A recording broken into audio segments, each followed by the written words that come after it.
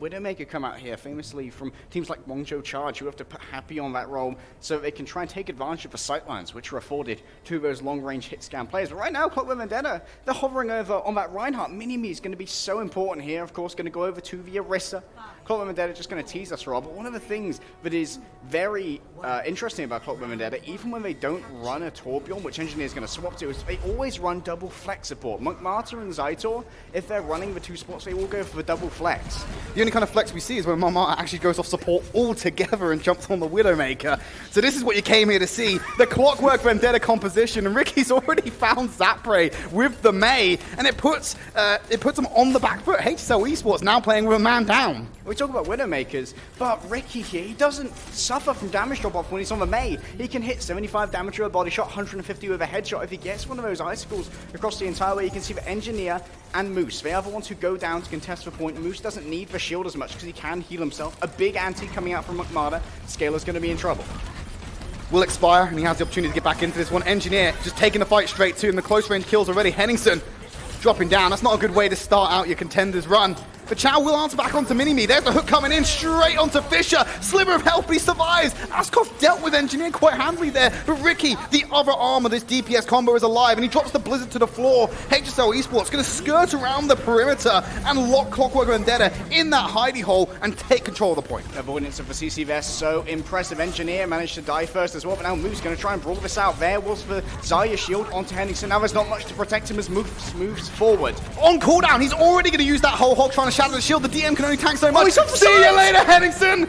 Off you go, son! You're not coming back in. Follows up immediately with the hook. The protective barrier into the Graviton Surge was absolutely fantastic. Chow was stunned out there. Sound Barrier does actually manage to keep his mech alive, and they will recontest this as Fisher, Scalar start racking up the kills. They got a Blizzard of their own on the point. They retain control. They deflect Clockwork Vendetta, and his composition is starting to look a little bit cheesy. Great offense there from Scalar using his coalescence, knowing that it punctures through the shields. He saw everyone stuck in behind Mini-Me and that curved barrier, but he knew that it wasn't going to be an option for it to defend themselves against the coalescence. It just pierces on through, can deliver the damage onto Ricky and onto Engineer. Engineer now, however, does have a Molten Core ready to go. Just a tiny bit of attempted attack here. Going to try and get it under HSL. Going to go and deny that area they want to play close up against, especially with that wall dropping, and he's going to clear out and buy some space, using it quite defensively to clear a path. There's the anti-nade onto the Reinhardt, but the hook is going to isolate the Reinhardt as Henningsen's going to throw down that shatter. He's not going to find anything else. He's frozen up and then killed by Ricky. Zytor's already gone down. Chow will find Mini-Me as well. Self-destruct. Going to clear some spaces. Chow finds two. Monk Mara and Ricky going back to the spawn room. HSL Esports have wrestled control of this point, and they're looking to get into that final fight territory. Looked like Chow basically just sort of like put that one down, and I think Moose may have actually hooked it into position there for it to kill two members of Clockwork Vendetta. So maybe wanting that hook back. Engineer is going to, of course, have his turret taken away as Mini-Me starts to get a little bit of poke. He wants to get that supercharger, and there is the incoming hook, but not enough damage to finish off Zapray. Moose is always going to find a target here, but he puts Zapray in like close proximity, built up the final bit of ult charge he needed to get the Graviton Surge online, and when you're in that last fight territory, it's disastrous. Chow has been sent flying by Moose's whole hog, pushing Zapray into the range of Mei for that CC to come out. Will find the freeze and a kill to back it up, but they don't touch the point despite wrestling control of the fight. We're going to go on to our second round. HSL Esports leading Busan. They're thirsty to pick up that Zarya, but does seem like while they were first to get that kill, they weren't in a position to contest the point, and that's exactly where you need to be during overtime. And it looks like Scalar here sort of has it figured out for HSL, going over onto that Moira instead of a Zenyatta gave him a lot more healing, meaning that his team could survive through the larger amounts of damage that would come out from long range via Ricky and Engineer. Neither of those heroes suffers from damage drop-off, so before you even get to the engagement, they throw so much damage, not only into your Reinhardt shield, but into the players who may be caught out while Reinhardt's resting his shield, trying to manage those resources. HSL going for a full swap-up, though. If they want to go for a couple more DPS, Zapray on the Widowmaker is more known for his Tracer, but this could be a great debut.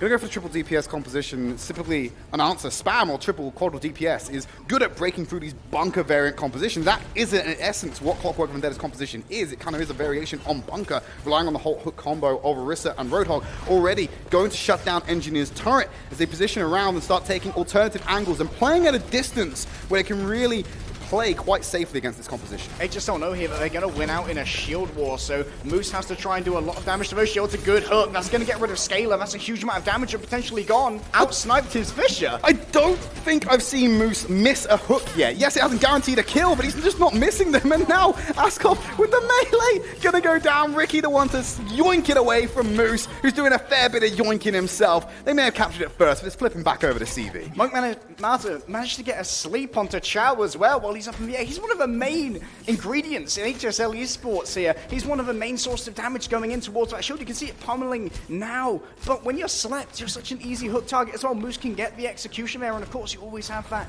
ultra available Discord orb. Zaitor's going to fall low, not going to get picked off. Oh, Chow's get hooked again. Just easy pickup for Mini-Me. He has the range with that Orisa to be able to take the shots. Zapre will answer back onto Engineer, but there's still enough members of Clockwork Vendetta to put up some resistance. Scaler will be brought back into the fight by virtue of just having a mercy, as Zapre will ascend to an alternative angle. Clockwork Vendetta are in safety. They just pop out with the Hulk combination coming in there, hits the main tank, not the support he wanted, flips it round onto Engineer, who cannot get back into the fight as Chow rains down rockets from above onto Moose, and HSL Esports want to take more territory and look for a flip. They're fighting back. Transcendence committed. This is the fight they have to win. Silver healing what they need, but Chow needs to stay in range of that. Transcendence going to run out of time. On the back line already, throwing out the shots. We're seeing Henningsen run back to the point. HSL Esports not in the position they want to be, as Clockwork Vendetta will commit the Blizzard to zone them off of the point and buy time for the respawns to come in, particularly Moose, who switched over to the Wrecking Ball. Not just buying time, but buying percentage as well, up to 65% right now. It looks like HSL have the moment on the point. Well, it's very ambitious, to say the least, from Engineer there. He had the hammer out. He had the hammer out as well, but he also had a Discord orb on his head. Not able to get anything done from that one. Moose will go back to his signature hero, the Roadhog, and look to find more potent hooks coming in. Shield reposition from Henningsen, who's about to get that supercharger online. One other flex we've seen is Chow's going over to the Sombra now as well. She's going to be looking for a hook. For a hack here onto Moose, make sure he can deny away the potential for the take of Braver, because of course that's so much survivability that Moose needs to be able to use if he's not going to suck up the resources from McMadder and Zaitor. Engineer, he gets dinked so many times. Zapre's bullying this dwarf like an orc. Engineer seems to have the situational awareness of a sponge this match, Harry. He's just unable to realize that he's going to get sniped from whatever angle. The supercharger has come out from Henningsen, as Monk Marder will fall victim to that amplified damage. Chow not getting most value out there, 50% on the EMP as a reposition coming in. The wall looking to isolate Henningsen, but unable to find the kill. They're going to throw out a supercharger of their own. Mini-Me looking to reinvigor Clockwork Vendetta as they go into this fight. Fisher will sort that one out though. Moose is quite isolated at the moment, and Fisher's therefore going to punish him for it with that damage. Zapre's just getting headshot after headshot. He picked off Ricky, he picked off Zaitor, and of course he got Engineer at the beginning of this fight as well. He's not allowed to play Overwatch. Just no one's allowed to play Overwatch. We're just being camped by the Widow right now. And of course, Mini-Me has such a large head hitbox. If he gets hit by a damage-boosted snipe, he's left with about 10, 13 health maybe. It almost does 400 damage, 390 with the damage boost. HSL have so many ultimates to try and hold on to this, as well as last fight is approaching. Clockwork Vendetta need to get onto the point. They've been EMP'd, though. There's nothing for them to do, but Askov is still in the skies with the Valkyrie, able to heal up. The Transcendence is there as well. Mini-Me still suffering from that hack, as he will be taken out by Fisher, and Chow has found Engineer again. Nano Boost committed into this fight by Clockwork Vendetta, but it's HSL Esports who have control, and they will take a clean 2-0 on Busan. The second there that you see Mini-Me get hacked, there are so many headshots going his way. Zapre, he's content to just hit body shots as well. He knows he needs to secure that kill, and that's all he needs. If you can get rid of Mini-Me, then there's very little to prevent the remainder of the damage coming through. That shield is so important, especially against 3 DPS. Otherwise, you're just going to get pummeled from so many angles. You have to try and use Ricky's Ice Wall as your main shield, but while that's up, you can't shoot through that. Absolutely, you're not able to do it. The only protection against that shield is the Ice Wall, like you said, Harry, and without a Diva, you're just going to get that shield pounded all the time. It's the one thing that's missing, and you can't just slot into this particular Clockwork Vendetta composition. But HSL Esports putting their best foot forward, able to deal with Clockwork Vendetta's wacky composition that we're trying to gain a little bit of reputation, not reputation, but almost gain a level of prestige to, or validate the competition is the word I'm looking for. Yeah, and it's somehow done that through, like, sort of a proficiency these particular players have with a particular heroes. Like, his name's Engineer, of course, because Torbjorn is the Swedish engineer. I'm not sure if Moose really relates to Roadhog that much, but the proficiency of these particular players on these heroes is where the, sort of like, the fame came from for Clockwork Vendetta. They still got Purge on the bench as well. Purge is a very well-known Doomfist player, but he can also flex around a lot, so potentially you may see him coming in on other maps they have significantly different strategies. Well, not the best of starts for Clockwork Vendetta. Their composition has been handled quite handily by HSL Esports. We still have at least 3 more maps to bring you. We're going to go to a quick break. When we come back, we're heading to Anubis.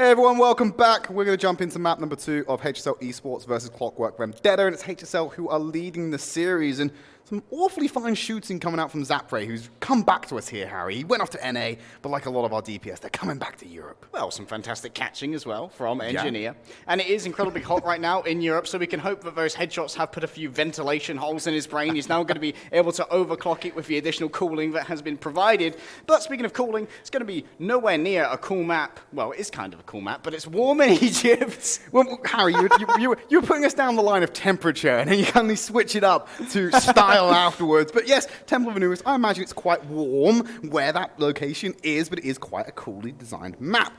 Wonder who's going to go onto the defense first. We'll find out relatively shortly. But Clockwork Vendetta, this team, like we said at the beginning of the series, has a lot of hype around it. Faltered in map number 1, some might say, and one of those people who might say it is me. Not having the best of performances to begin with, but Control is often sometimes a very different beast to the rest of the map pool, and it sometimes is a bit of an outlier. We watched teams, especially last season, dominate Control, but then lose the rest of the series.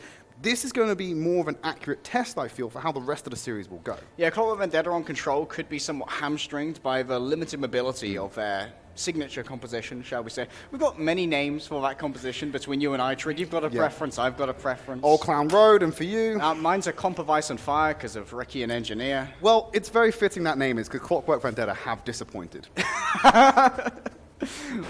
Well, we don't know if this is their final season yet. They might make it to 2020 Contenders.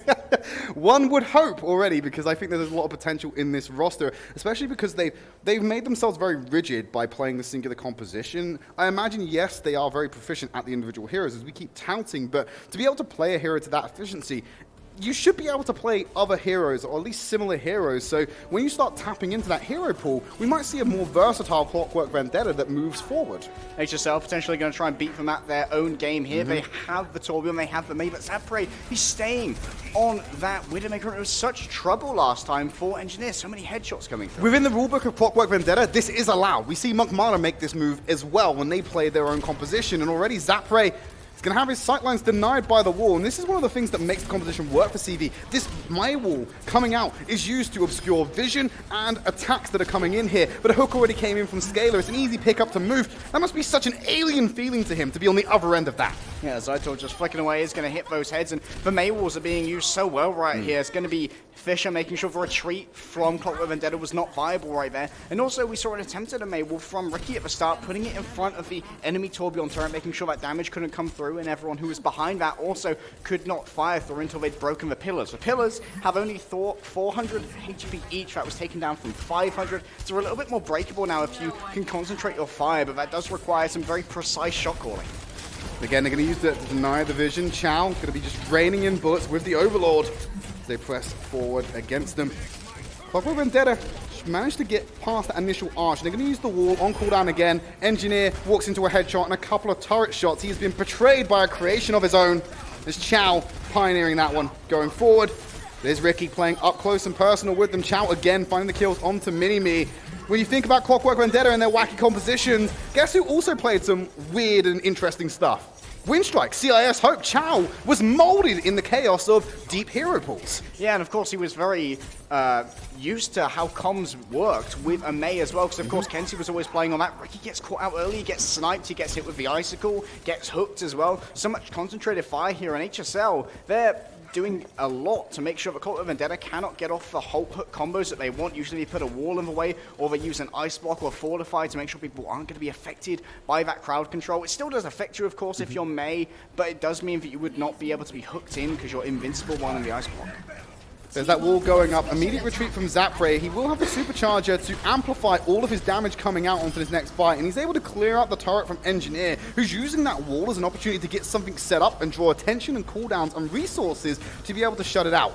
Clockwork Vendetta have moved back around the corner. They're going to let the supercharger expire. We are moving into 1 minute 30 territory. This turret's already going to go down. Hulk pulls them over the wall, and they're going to let the dip of the bullets try and just dink over the net of that wall to get more damage in. And Zapre will deal with Mini-Me. And I feel like Zapre, at times, is the one man holding everything at bay with the shots on this Widowmaker. Chow taking advantage of that arcing, but now Chow is ready to use a Molten Core. Everyone's caught in a very small position, but they're going to open up with the Blizzard. They've caught Ricky in the corner right now.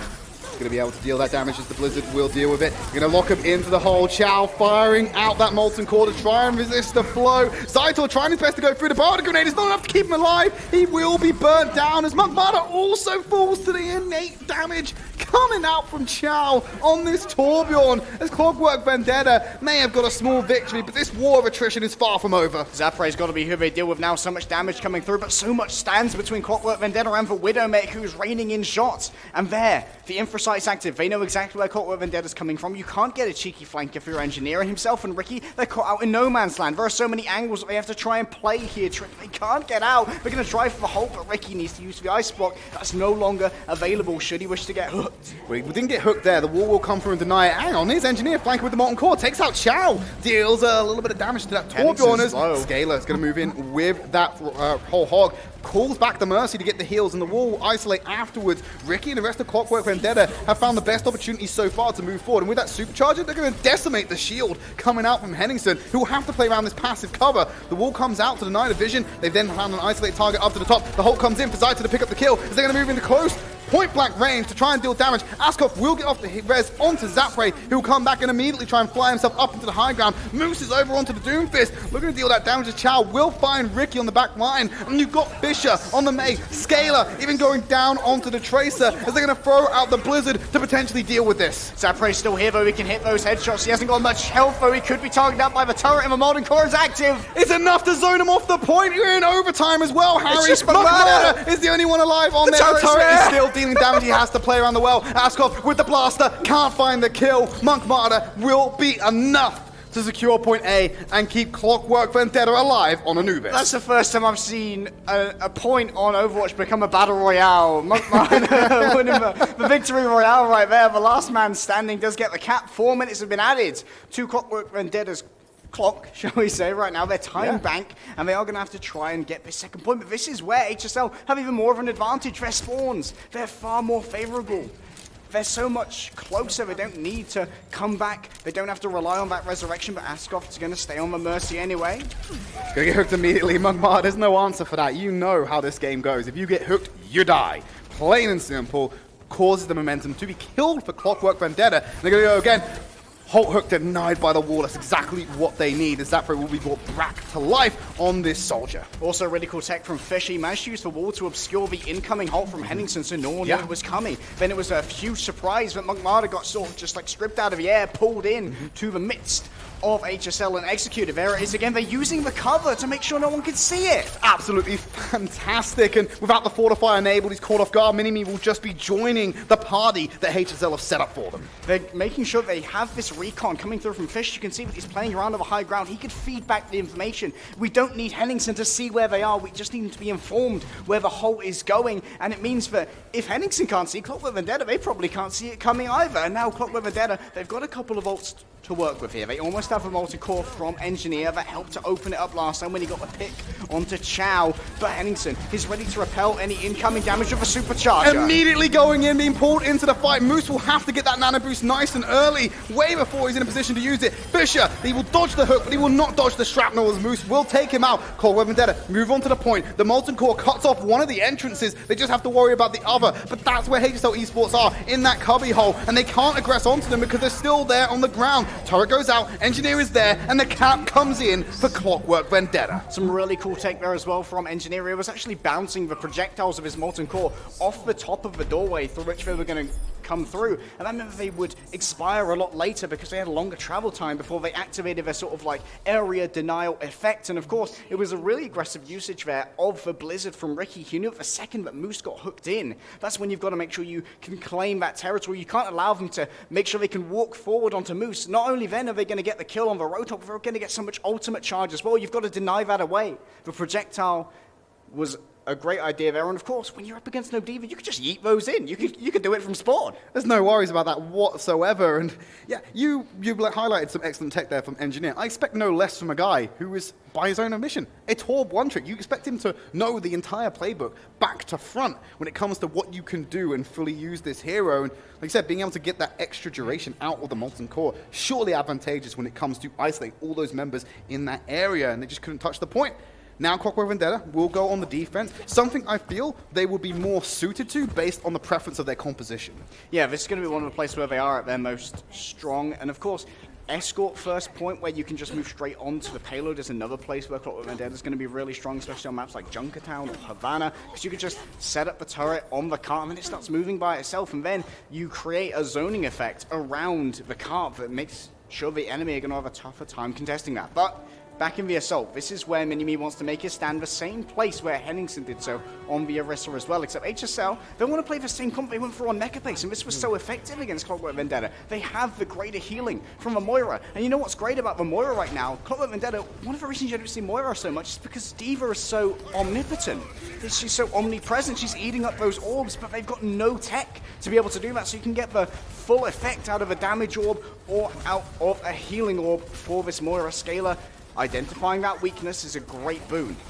Going to move forward with additional healing. In fact, he's already dealing with a turret as well. The rest of Clockwork Vendetta have lost that territory, and Henningsen gets the first pick onto Ricky. It's looking flawless so far. The heal's coming in there. Shield was broken for Zytel to then pick up the kill. Moose knows exactly what he needs to do. And now he's frozen and repositioned. Easy pick up for Fisher there, as the rest of Clockwork Vendetta are hiding in this corner behind the shield. If they can just break that and clear out the Orisa, they're going to make sure this is all done. But they've pretty much done that without having to finish off that big main tank in the form of Minimi. HSL Esports storming against the clock as they take point A. Got another Legday cool tech for you guys. You saw Monkmar on top of the wall right there because they tried to wall him off, but he was on top. It meant that he had a good angle to go down, so Chow actually invested his boosters, making sure he could knock Monkmar on the other side of the ice wall, so there was no healing coming through. There was no path for a sleep dart, no path for a bardic grenade, and that was a really quick take from HSL as well. 6 minutes and 43 seconds remain. They've got the ultimates to try and move forward right here. Fisher almost has. No, he doesn't.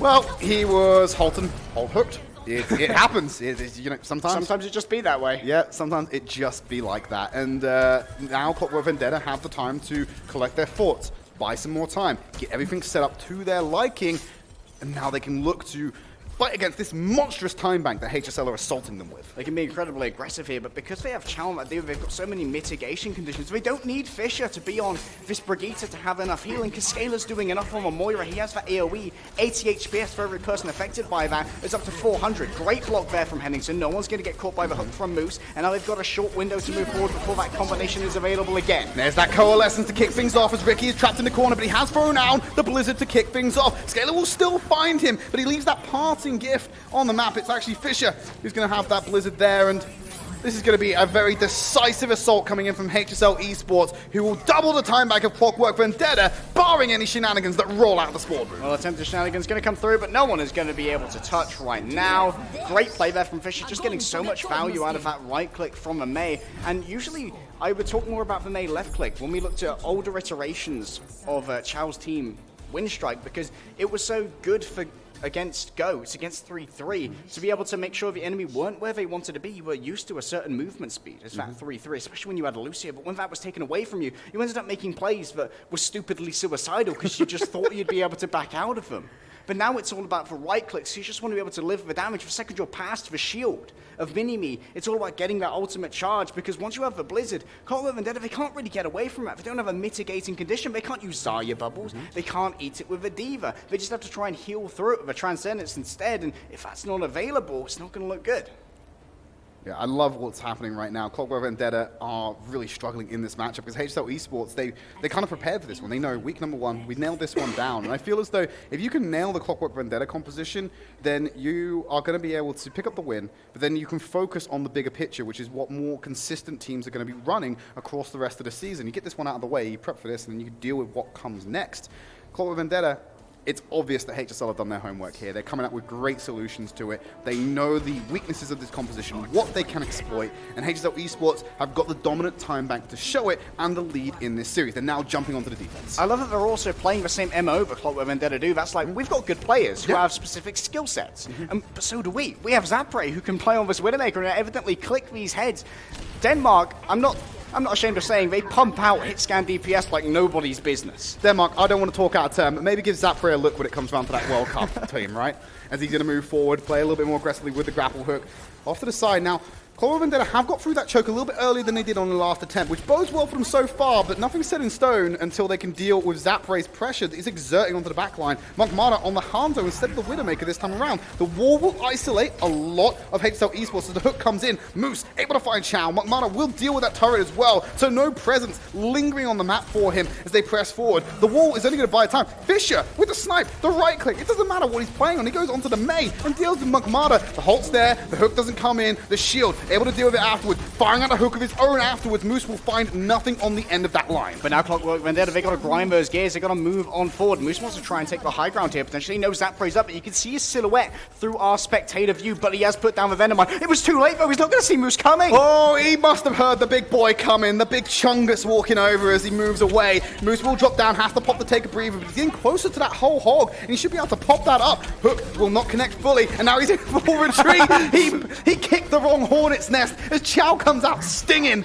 Going to be able to deal with that one as HSL Esports repel the assault from Clockwork Vendetta. I'm super impressed though with Clockwork Vendetta, how they tried to make that work in terms of breaking down the HSL defense. What they did is they left Engineer back towards the spawn. They made sure that the shield of Henningsen had to be focused in this direction so that it would block the projectiles coming in from the gun of Torbjorn, and then it wouldn't be as effective at blocking incoming hooks from Moose. They were playing the angle that had to be taken. They came in from two angles the same way you try and overwhelm a Reinhardt. Supercharger here, not going to be great until they break through that. Here comes the Dragon Strike. Scalar's caught with him, but will get out. Nice indeed, easily done there. You got Ascot Pride and support as well. The Blizzard will lock down Ricky long enough for Zapre to get that headshot in. Engineer comes out and just drops the Molten Core, but no one's in position to touch. That's going to be HSL Esports going for the full hold on his second attempt. It's going to be hard for Clockwork Vendetta to come out with a draw on this map, Harry. Yeah, that's the best they can hope for, Tridd. They can only get the draw because they've got 0% of capture progress. And HSL, they were so clinical in their first attack. Remember, they had about 7 minutes to attack second because they just took their time a little bit. They maybe invested 10 or 15 seconds in just picking their proper pathing to get around Clockwork Vendetta, making sure they could use the full might of Moira's healing. When you are all together with Moira on your team, she does 80 healing per second for everyone that she heals. That's 400 healing per second with 5 people in front of her, and it's so hard to get through that. You can get a lot of ultimate charge off of it, but you don't need to worry about the later ultimate game as much when you need to take a single tick, and that's what HSL can do. If they have that Moira, they can just move in, they can control that space so well. Right now, they're deciding what comp to go on, but of course they are in the offensive spawn, so they can just toy with us. Clockwork Vendetta. This is what you wanted to see. Mada is coming in with a flex. Moving over to the Hanzo, he played a little bit last round as well. He usually goes over to the Widowmaker, but we'll see how his Hanzo plays out. Yes, he may not have been finding the picks, but he wasn't actually going down as much as you'd expect on another hero. So he's able to stay in the fight a little bit longer, a little bit more mobile, and deal out some additional damage. Because Clockwork Vendetta, their composition, because of a lot of self-sustain and a lot of extra resistances that come in, you are able to play this single support composition much more liberally. And of course, Clockwork Vendetta, with this Hanzo, may have been expecting HSL to come out on that same composition again, but HSL are going to mix up what was successful before, but don't catch those. They're not good for you. Marder's Storm Arrow's just coming on through, and well, we said that he's a great sniper. He's a great sniper. He's proving it here today. Immediately shuts down HSL Esports, but that's not going to hurt them as much, because it's all about context, Harry. One push being denied with a 5-minute time bank for 33%, you're not going to really feel it that much. That's not going to hurt you too much, but of course if you die to headshots, it does deny incoming healing ultimate charge, whereas it does make sure that Marder has that.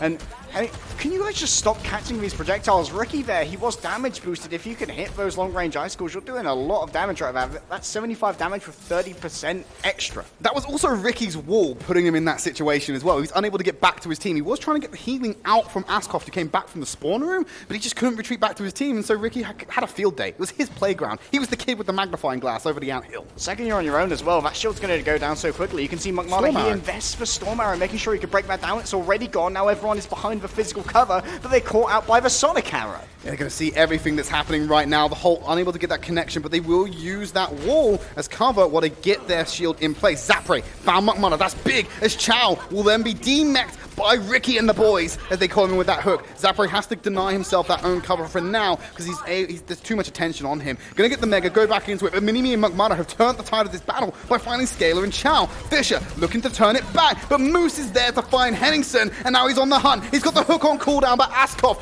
with the juke, not gonna be caught out, but Ricky will still find him all the same. Bit of a miscommunique there. Moose went in with a hook, and then you saw Minimi and his Hulk trailing just after. If they'd combined that, they could have got a better stagger, worked against that time bank. HSL now under 4 minutes. The time bank will inexorably tick away, but they are going to be able to potentially set up Zapre here with amplification matrix in front of him. He could do 600 damage per headshot if he gets that. There it is. He has the angle, but he's going to avoid it now to go for the high ground instead. The wall just gets eroded by that additional damage. Zapre has to go up high, but Askoff with the burst fire rifle finds Ricky, and Moose will get the D-Mech onto Chow as they pop away at that turret that's just invising. Henningsen is there for Marder as they press forward. The supercharger online for Clockwork Vendetta. His engineer will deal with Henningsen. The Dragon Strike from Fisher cuts through the bunker, and they're not going to have anything alive for them. HSL Esports will find that third of the pie and lead the series 2-0 at the halftime. Well, they had such a good crossfire there. They knew if they went out onto the point that Zapre could snipe them with damage-boosted headshots by a supercharger. So that does 450 damage, but if you're all in the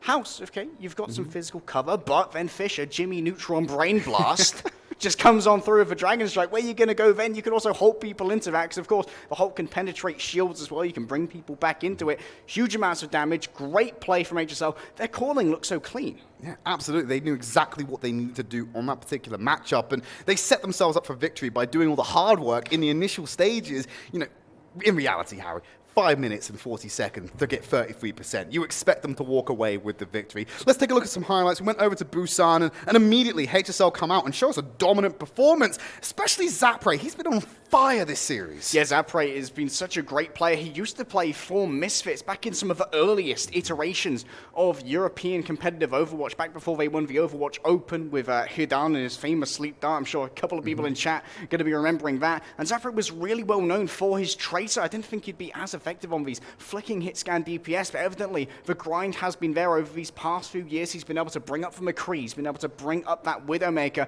and it's really paying the dividends now. And that not only gives me a lot of faith in what HSL are playing at the moment, but it may give me faith that they are a team with longevity, because they can be able to survive through meta changes if they find themselves in a place where Widowmaker is necessary. HSL had a lot of confidence to go in and acquire that spot from 1 point, bring the roster in as well, and I'm glad to say the roster is currently paying them back and not disappointing their investment into Tier 2 European Overwatch as they're starting to pay them results against Clockwork Vendetta. We're at the highlights right now. We're just going to see the victory come in. Zapre again on top of that Blizzard. We've got 2 more maps still to come, Harry. We're going to move over to Hybrid, and we talked about the strength of Clockwork Vendetta comes when they have a more static position to operate from. They need to take control of the payload on the offense to be able to then do that. Can they breach through almost a capture point section of the Hybrid map in order to get their preferred setup on a Hybrid setup? It might be incredibly difficult, especially if they're going up against sort of like an inherent high ground from a defense, which not only will mean that there is, of course, that high ground sort of like hitbox premium that comes when you can only see their like head or whatever, but it is also meaning that you have to work harder with Engineer to arc those projectiles in. Yeah, and we saw what happened in the last series. A lot of teams are favoring that terrace on Hollywood, which is going to be our map we're going to jump into. Before we go there, though, we have to go to a quick break, so join us immediately afterwards.